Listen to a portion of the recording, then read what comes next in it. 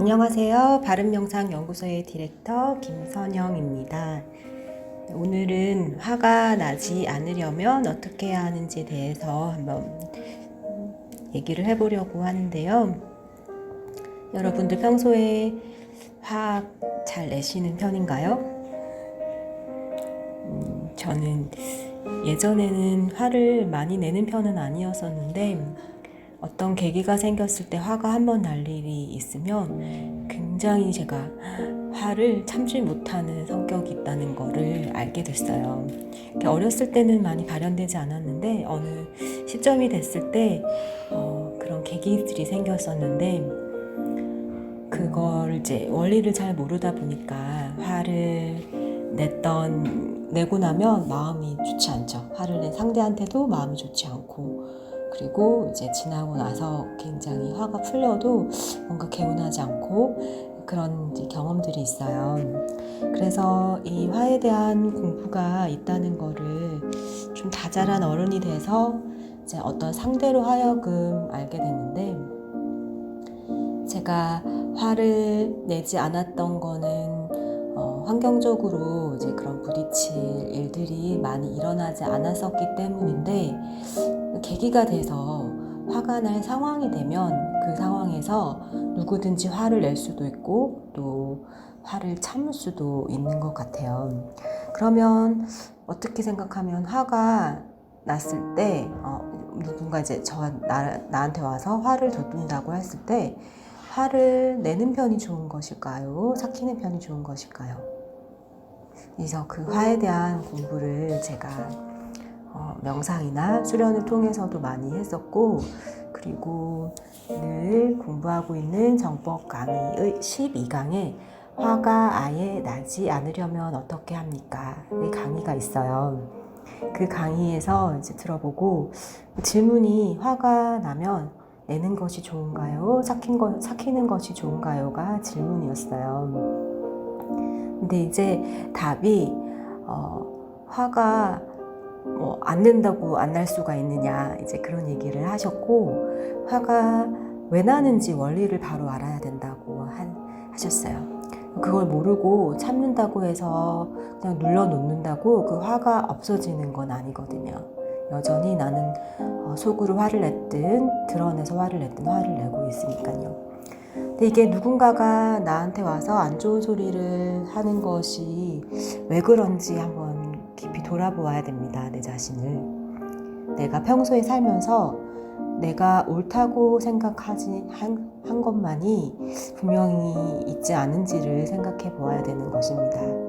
조그만한 양이 잘못 살아온 것들이, 이 에너지가 조금씩 쌓이는 거죠. 이 세상에서 내가 쌓아온 에너지는 소멸되지 않는 것입니다. 그것은 자연의 법칙이기 때문이죠. 이게 어느 정도 쌓여서 상대가 어떤 역할을 하면서 나에게 가르쳐 주려 옵니다. 이럴 때 나쁜 말이 들려올 수도 있고 흉스러운 말이 들려올 수도 있습니다. 그래서 이것을 무시를 하고 계속 그런 일이 쌓이면 양이 더 커져서 사고가 일어나게 되는 것이죠.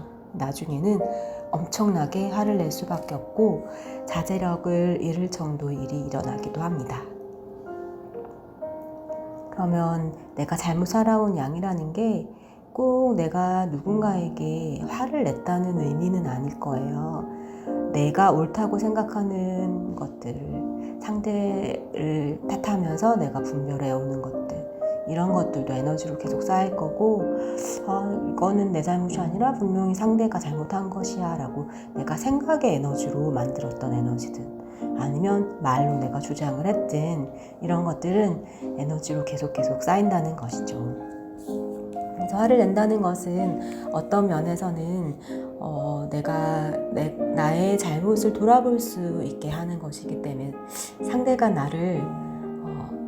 내 자신을 알 수 있도록 역할을 해서 나를 도와주는 상대인 거죠. 나를 가르치려고 오는 것이죠. 이 부분이 참 상식적인 얘기는 아닌 것 같아요. 잘못을 따지고 화가 나는 거에 있어서 이제 누구의 잘못인지 이런 쪽으로 우리는 보통 생각을 하게 되는데, 정법 강의에서는 늘 우리가 상식적으로 생각하지 못했던 상식적으로 생각해서는 할 수 없는 그 이면의 깊은 원리들을 항상 가르쳐 주시는 것 같아요. 그리고 이때 화가 났다면 누가 더 잘못이 있을까를 정확하게 냉철하게 분별을 해봐야 됩니다. 상대가 나에게 안 좋은 말을 하면 내가 더 어려운 것이지 상대가 어려운 것이 아니에요. 그래서 몇 퍼센트를 따져봐야 됩니다. 내가 어려운 것이 몇 퍼센트이고, 상대도 그렇게 나한테 화를 나는 말을 했다는, 역할을 했다는 것은 분명히 잘못이 있기 때문에 역할을 하는 것이죠. 그래서 내가 더 힘들다면 내가 잘못한 게 70%, 상대도 역할을 했기 때문에 뭔가 마음이 좋지 않다면 잘못한 게 30%가 있는 것이죠. 이런 것들을 바르게 분별해서 각자가 서로 자신을 돌아보면서 내 잘못이 퍼센테이지는 어떤 부분일까, 이런 것들을 돌아볼 때 내가 세상에 잘못하고 쌓아왔던 에너지들이 조금씩 감소될 수 있다고 할까요? 그러지 않고 계속 상황만 탓하고 이해할 수 없는 상대만 탓한다면 이 에너지들은 계속 남는 것이죠. 계속 쌓이는 것이죠. 그 공부가 안 되면 내가 아무리 명상을 하려고 나를 돌아본다고 해도 에너지가 쌓이고 쌓여서 언젠가는 팡 터질 일을, 어떤 역할을 할 사람이 온다는 것이죠. 이런 자연에서 우리를 공부시키는 원리를 모르고 무조건 화가 나는 상대를 용서하는 마음을 가진다는, 어떻게 보면 잘 모르고 하는 명상일 수가 있어요. 위선적일 수가 있어요. 그런 부분들 명상을 할 땐 주의를 해야 되고, 이렇게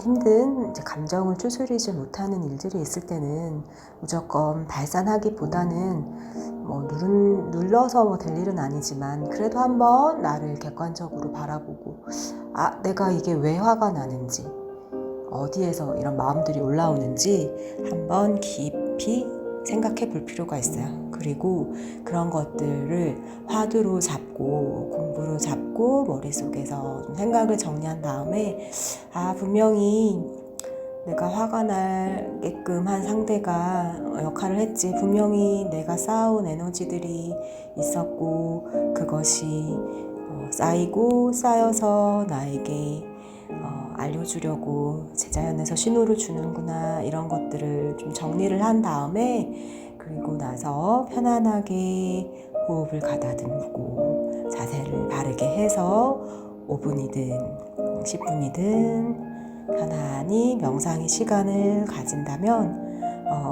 이제 나에게 잘못했던 에너지들이 씻겨나가면서 에너지의 정화도 일어날 수가 있고요. 자연에서 네가 너의 공부를 하는구나 하고 좋은 에너지도 보내주십니다.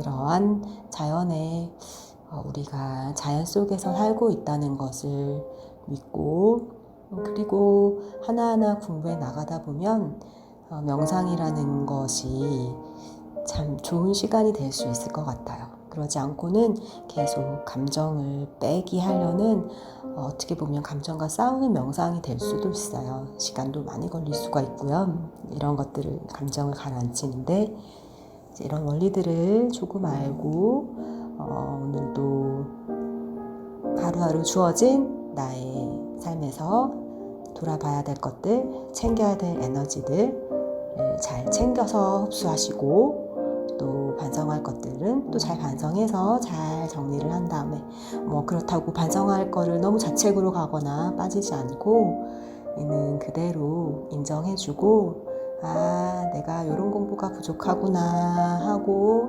정리해주고 오늘 하루를 잘 마무리할 수 있는 그런 날이 되셨으면 좋겠습니다.